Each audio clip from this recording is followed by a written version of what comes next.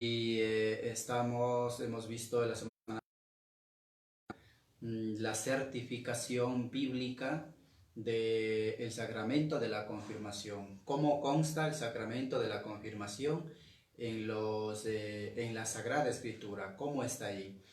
Hemos puesto algunas citas bíblicas, hemos hablado del sacramento de la confirmación en la Biblia. Hemos visto cómo Jesús está lleno del Espíritu Santo y ese espíritu que tiene Jesús lo transmite a los apóstoles. Y los apóstoles reciben ese Espíritu Santo, pero vuelve a confirmarse ese Espíritu Santo en el día de Pentecostés, cuando envía el fuego del Espíritu Santo sobre cada uno de ellos. Y después ellos, una vez recibido ese Espíritu Santo, tanto por Jesús, por la imposición de manos, y después que confirma ese Espíritu Santo en Pentecostés, ellos, llenos de ese Espíritu Santo, transmiten a los demás ese Espíritu de Dios, y así se va transmitiendo de generación en generación ese Espíritu Santo. Así que esto lo hemos visto con las citas bíblicas la semana pasada y hemos podido recorrer la palabra de Dios para certificar ahí de la confirmación. Bueno, esto por hacerles simplemente un recuerdo de lo que vimos la semana pasada. Ahora vamos a adelantar un poquito más con este material que tenemos, que lo tienen ustedes en su casa. Pues vamos a adelantar un poquito más esta catequesis. Y vamos a ver también recordar, porque yo les estoy hablando de cosas que ya estaban vistas, pasando un poquito y adelantando un poco más, algún detalle más, y eso nos sirve para ir profundizando un poquito más sobre el sacramento de la confirmación. Entonces, recordarles el significado de la palabra confirmar. ¿Qué es confirmar? Confirma. Hemos dicho algo que ya está dicho antes, ya está predicho. Entonces se vuelve a decir por segunda vez y se confirma. Entonces, cuando uno confirma algo es porque antes ya lo dijo. Voy a confirmar las cosas que ya lo dije antes. Entonces, confirmar es confirma algo que ya hemos recibido antes. ¿Y qué es lo que ya hemos recibido? Hemos recibido el Espíritu Santo, hemos recibido la gracia de Dios en el sacramento del bautismo. Se nos ha bautizado y ahí se ha lleno en nosotros el don del Espíritu Santo. Ahí es donde se ha lleno el Espíritu de Dios en nuestra vida, en nuestras almas, en el bautismo. Ahora, ese Espíritu Santo vamos a confirmar, es decir, vamos a asegurar, a reforzar, recibimos la fuerza del Espíritu Santo con todos sus dones, desde que hemos recibido en el sacramento del sacramento del bautismo, ahora se confirma, se asegura. Entonces a esto le llamamos sacramento de la confirmación, porque confirma la gracia de Dios recibido en el bautismo. Y también estamos confirmando algo que ya recibimos antes, que es la gracia, el Espíritu Santo, que ya lo hemos recibido en el sacramento del bautismo. Por eso decimos, ¿qué confirma qué es el sacramento? ¿Qué es lo que confirma este sacramento? Confirma la gracia de Dios recibida en el bautismo. ¿Y qué es confirmar? Refuerza, renueva, fortalece ese don de la gracia de Dios, ese Espíritu Santo en nuestras vidas. Así que, queridos hermanos, este es el sacramento, mis queridos jóvenes, este es el sacramento significado de la palabra confirmar. Confirma algo que tú ya recibiste en el sacramento del bautismo. Un puntito más. La necesidad y la importancia del sacramento de la confirmación. ¿Para qué es necesario y para qué es importante el sacramento de la confirmación? Dice aquí, este sacramento es necesario para la plenitud de la gracia bautismal.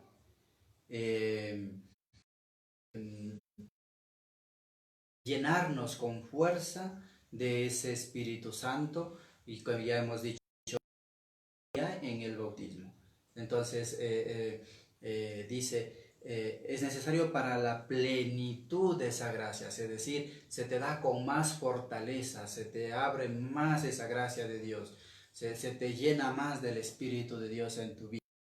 Entonces, para que esa gracia de Dios que ya lo recibiste en el bautismo, ahora se llene con más fuerza, con más plenitud en tu vida.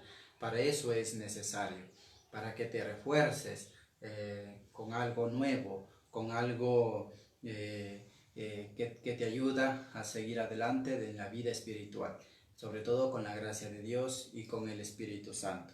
Entonces, para eso es... te da con más plenitud esa gracia bautismal. En efecto, dice, a los bautizados, el sacramento de la confirmación los une más íntimamente a la iglesia. Ya más de darte con más fuerza y más plenitud la gracia que ya recibiste en el bautismo, y ahora se te va a dar mucho más fuerte esa gracia en la confirmación, también te unes más a la iglesia, te unes más íntimamente a la iglesia, eres más, digamos así, tú eres más eclesial, es decir, eres parte de esa iglesia de Cristo. Ya no eres una persona así como una persona suelta que va y viene, le importa, no le importa, no. Con el sacramento de la confirmación, tú ya eres parte de esa gracia de Dios. Con el sacramento de la confirmación, ya eres parte de esa iglesia de Cristo. Eres tú la iglesia, te unes a la iglesia, porque de hecho los bautizados somos la iglesia. Y si ahora ese bautismo se te va a renovar, es decir, más fuertemente, eres de la iglesia, eres para la iglesia, estás con la iglesia, eres parte de esa iglesia. Por eso el confirmado debe sentirse parte de la iglesia de Cristo. El confirmado debe ser parte de la iglesia. El confirmado debe sentir en su corazón que la iglesia es suya, que la iglesia es él, que la iglesia eres tú. No te sientes aparte, es decir, la iglesia ya, yo por acá. No, el confirmado ya es un solo cuerpo, eres parte de esa iglesia. Por eso nos dice que los confirmados se unen íntimamente a la iglesia y los enriquece con una fortaleza especial del Espíritu Santo. Los enriquece con una fortaleza especial del Espíritu Santo. Ya hemos dicho esto. Entonces, el Espíritu Santo recibido en el bautismo te da con más fuerza, te enriquece ese Espíritu Santo ya recibido. Entonces, se da cuenta que para esto es necesario la confirmación. ¿Necesario para qué? Necesario para que te dé con más plenitud la gracia del Espíritu Santo. Necesario para que seas más parte de la iglesia. Necesario para que te dé con más fuerza el Espíritu Santo. Eso es necesario para nuestra vida espiritual. Todas estas cosas son efectos espirituales. Tengan en cuenta, queridos jóvenes, que ustedes igual, la vida sigue normal, común y corriente, con confirmación o sin confirmación. Te da igual, en este mundo no pasa nada, tú vives y no pasa nada. Pero estamos hablando de la parte espiritual, que esa es otra cosa.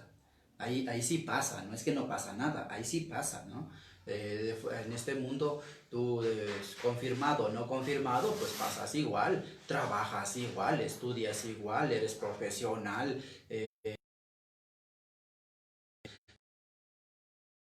La confirmación no te va a dar eso, ¿no?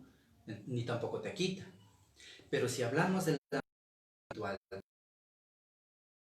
no, pues ahí es otra cosa. El confirmado tiene todas estas fortalezas divinas y el no confirmado pues es vacío, no tiene esto.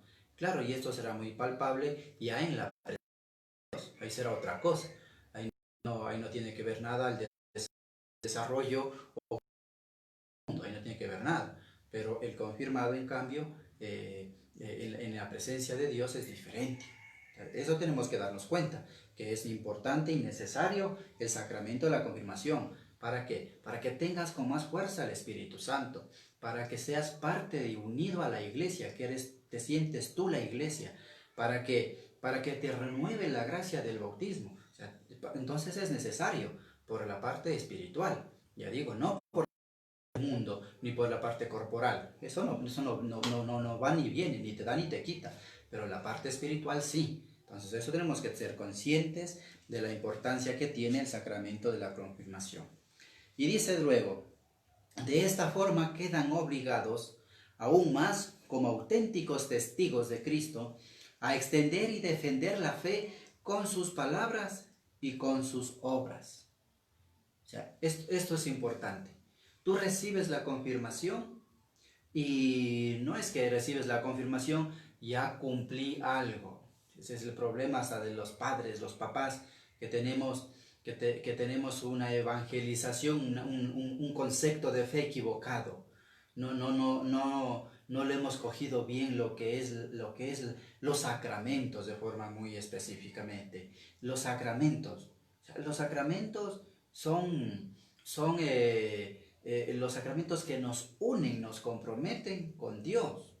Los sacramentos no son para cumplirlos. ¿Por qué digo esto? Porque nadie se ha comprometido después de la confirmación a defender la fe. Nadie se ha comprometido a hacer como lo que es la iglesia. Nadie se ha comprometido a vivir lo que es ese Espíritu Santo que está dentro de usted. Nadie se compromete. Simplemente ya conforme con hacer el sacramento de la confirmación. Los papás están conformes, y a mi hijito ya hizo la confirmación. Y ni ellos ni el hijo después van a la iglesia. Ni ellos ni el hijo van a misa. Ni ellos ni el hijo dicen que viven la fe a su manera en casa y que son creyentes y que Diosito está con ellos. Así dicen.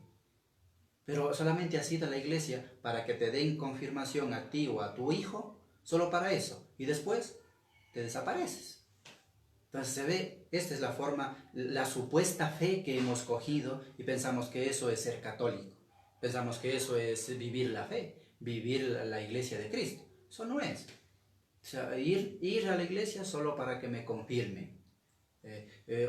Voy a misa solo porque está mi hijo en la confirmación, para la confirmación. O sea, ¿qué estarías haciendo con Dios? Estás jugando, estás burlándote de Dios. Y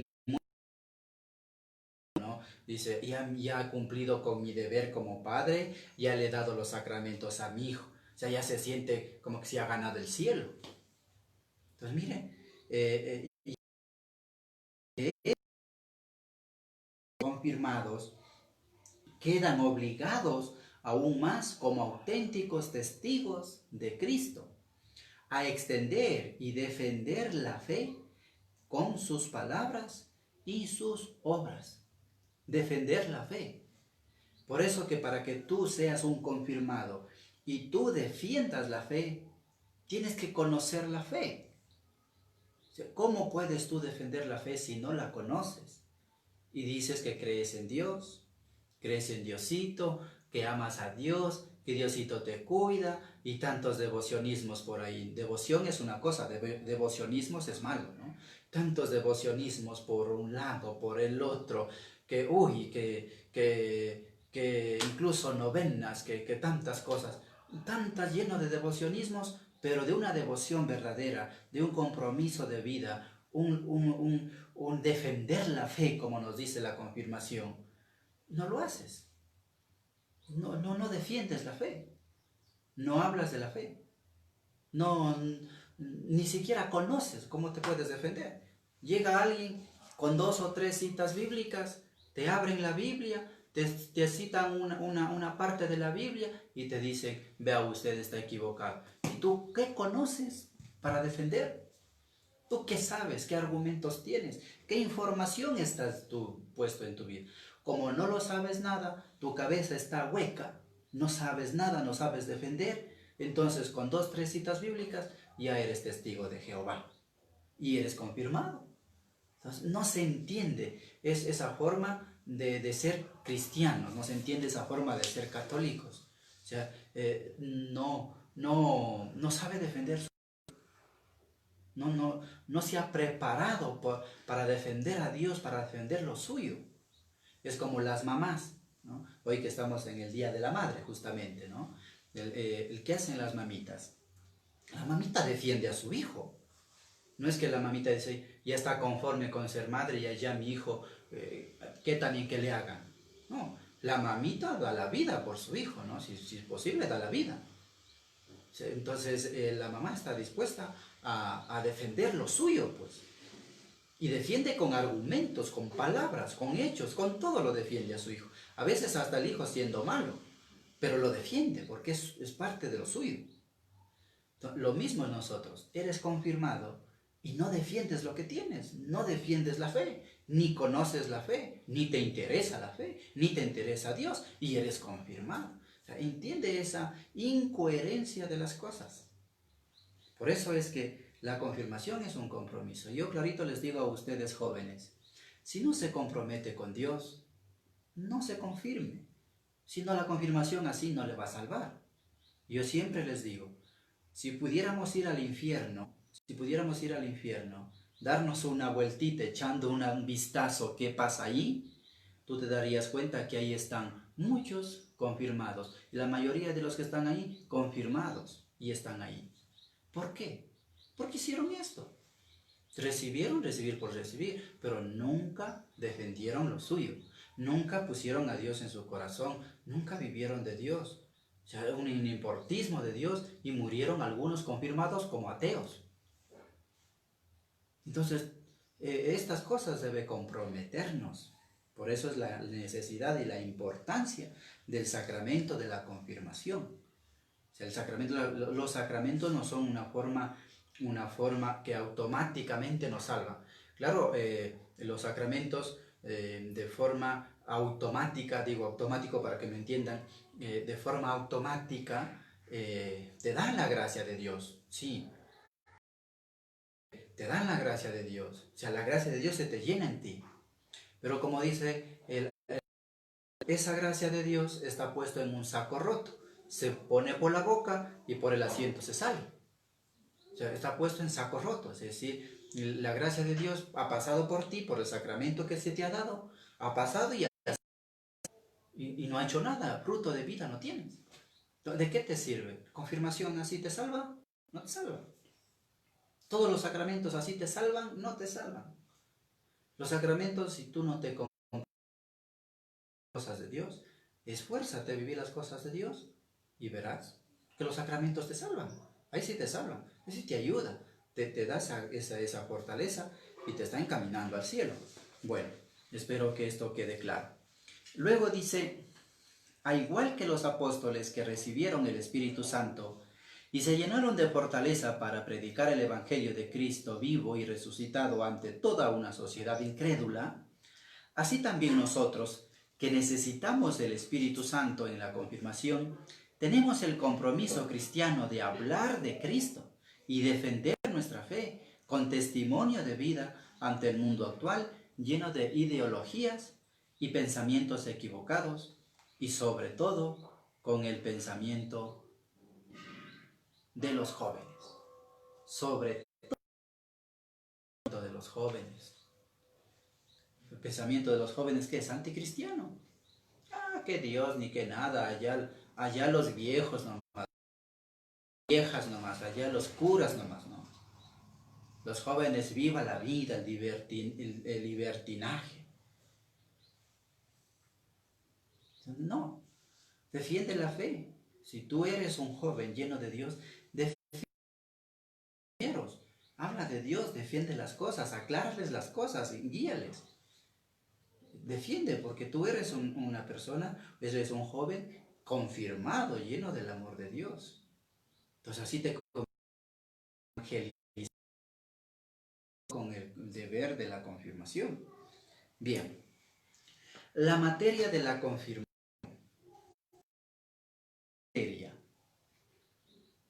Que recuerden ustedes que en todos los sacramentos hemos dicho que son signos visibles, perceptibles a los sentidos. Signos visibles. Por ejemplo, la imagen de la Virgen María que tenemos aquí, esta imagen es visible de la presencia de la Virgen María.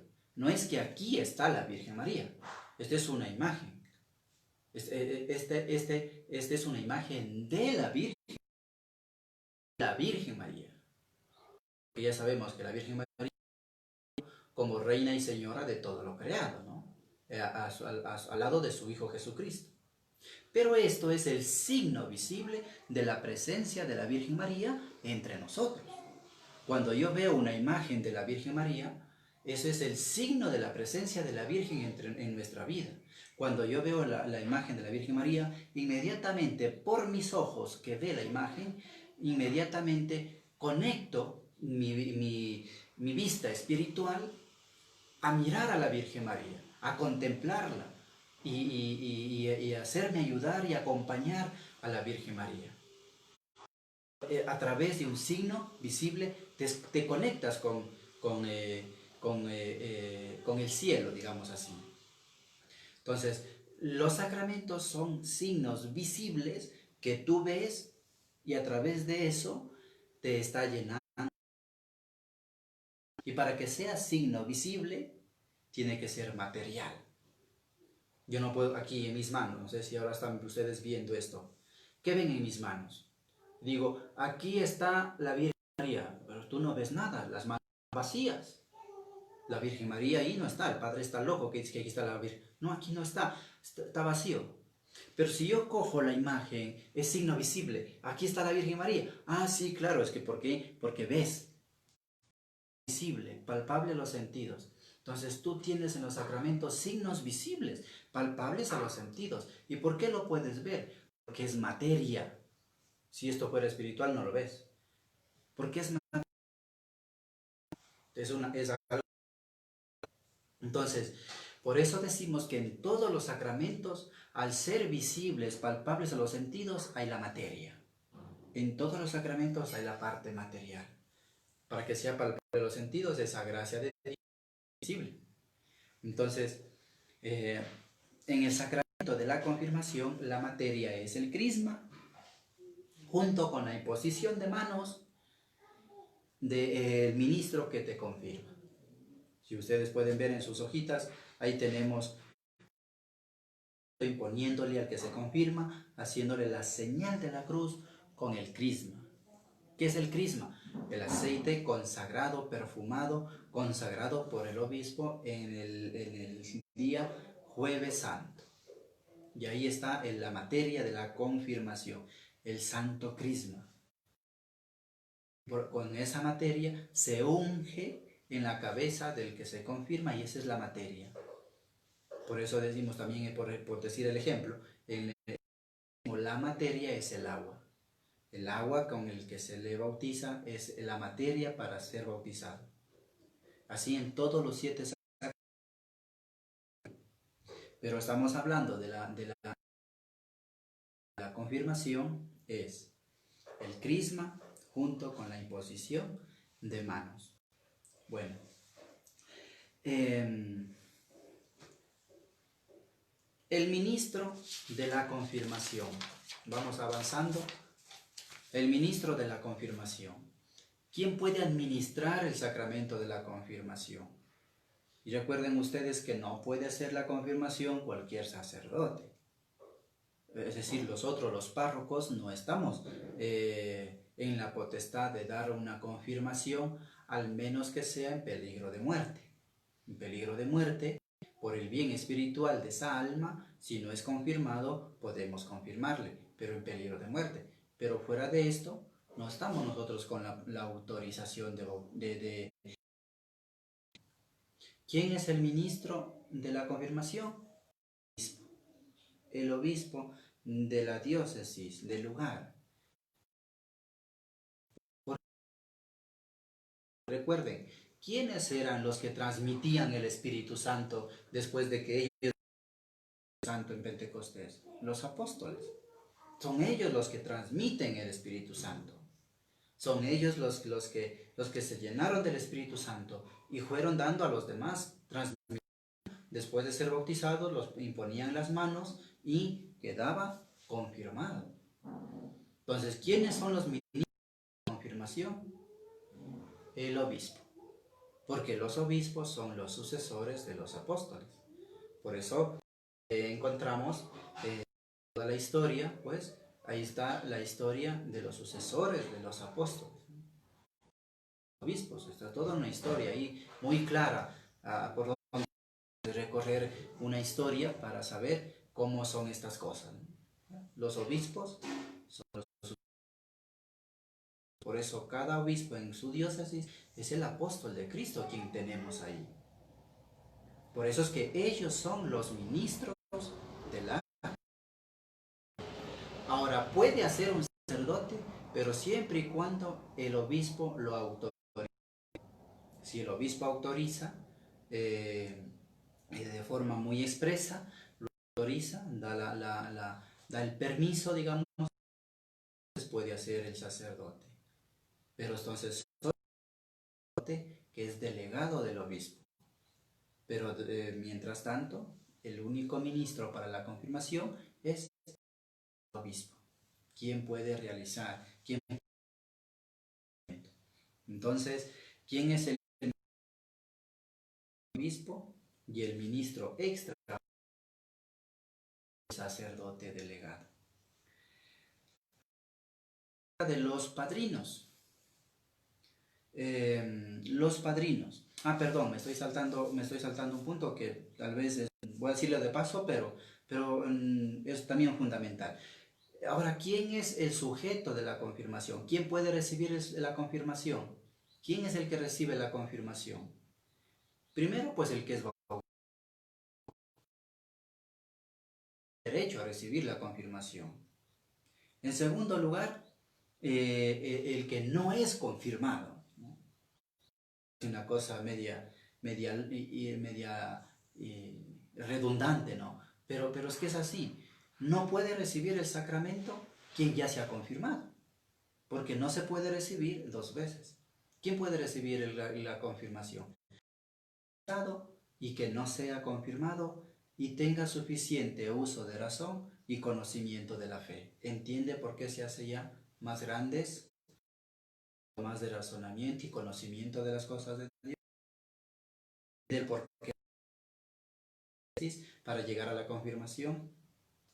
¿Por qué? Porque ¿quién puede recibir el sacramento de la confirmación? El que es bautizado, el que en otro momento y el que tiene el suficiente uso de razón con pleno conocimiento de la fe. Ese puede recibir la confirmación. Mientras no tenga estos requisitos, entonces está claro quién puede recibir este sacramento. Bien, ahora digamos de forma rápida, que ya no se nos acaba el tiempo, de los padrinos. ¿Quiénes son los padrinos? ¿Qué papel desempeñan los padrinos? Porque ustedes que se van a confirmar deben preparar ya sus padrinos. Es decir, deben ir observando cuál persona es idónea para este padrinazgo. No va a ser cualquier vecinito que es buena gente, súper chévere, que te da todo, pero no reúne las condiciones para ser padrino. Este no, por más buena gente que sea. Porque una cosa es ser buena gente, pero otra cosa es vivir de la gracia de Dios. Y eso es diferente. Puede haber una persona súper chévere, que nadie le quita eso, pero no tiene gracia de Dios. Son dos cosas totalmente diferentes. No vive de la gracia de Dios.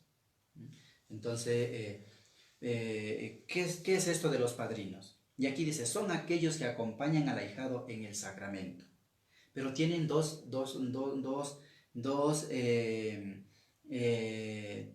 formas de acompañamiento, dos formas de acompañar. Primera, el acompañamiento físico, es decir, físicamente presente, incluso el padrino pone la manito derecha en el hombro del ahijado y van a la confirmación, el acompañamiento físico.